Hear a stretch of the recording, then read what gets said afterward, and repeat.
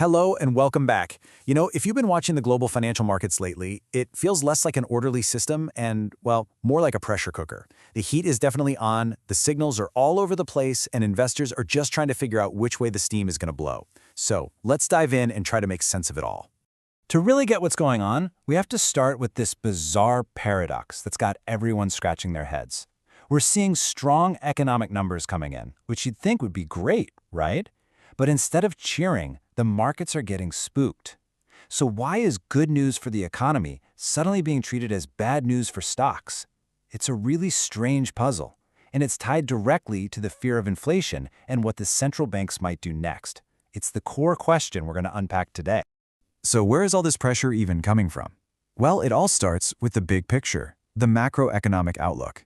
You can think of these as the giant invisible forces that are basically setting the temperature for every single asset out there, from your retirement fund to the price of crypto. And this is where it gets really interesting, because you can cut through all the noise and boil it down to three major headwinds that are really cranking up that heat. First, you've got rising geopolitical tensions, which always creates instability. Second, governments all over the world are facing some huge financial hurdles.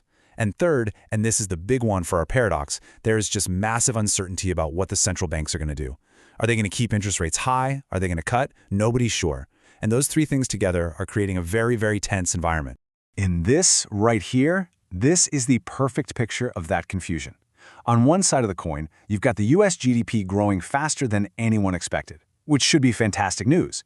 But then you flip it over, and you see the job market is flashing some serious warning signs. Payroll growth is hitting a wall, hiring is getting weaker, and wages just aren't growing like they were. This is exactly the kind of contradictory data that leaves investors totally guessing about what's coming next. Okay, so with all this uncertainty floating around, what are the big players, the professional investors, actually doing with their money? Well, when they get this nervous, they do what anyone would do. They run for cover. And right now, we are seeing a mad dash into what are called safe haven assets, places where money can theoretically ride out the storm. And for proof, you have to look no farther than gold. I mean, the price has gone absolutely bonkers, smashing through the $5,000 mark. This isn't just a little jump, it is a historic surge. It's like a giant flashing neon sign that a ton of capital is desperately trying to find shelter from risk. And hey, this isn't just a one-off thing with gold. Silver is right there behind it, with its own incredible surge, blowing past the $100 level. When you see both of the major precious metals moving in lockstep like this, it just hammers the point home. This is a big, decisive flight to safety. Right, so the big question is, why? What's fueling this fire? Well, it really boils down to two main drivers. First, those geopolitical shocks we talked about are making tangible, physical things like gold feel a lot safer than digital assets. And second, there are growing worries about the long-term strength of the US dollar, and that's pushing people towards proven alternatives. Okay, so we have money pouring into safe havens. That brings us back to the stock market where things are getting, well, just plain weird. This is where we see that whole good news is bad news thing playing out in real time. It's a place where strong performance is actually being punished. I mean, this chart just says it all. Check this out. Take a company like Netflix. They come out, they report strong, positive earnings, and what happens? The stock price drops. Same exact story with Nike. They beat what everyone expected them to make, and again, the stock fell. The market is screaming at us that solid numbers from the past are not enough to calm fears about the future. And that right there is the key takeaway. See, in a normal market, good earnings get rewarded with a thumbs up. But in this high-pressure cooker we're in now, investors are obsessed with just one thing. What's going to happen with interest rates? The anxiety that the central bank might keep rates higher for longer is so powerful that it's completely overshadowing any good news about how a company did last quarter. And all this built-up pressure has to go somewhere, right? Which brings us to our final piece of the puzzle.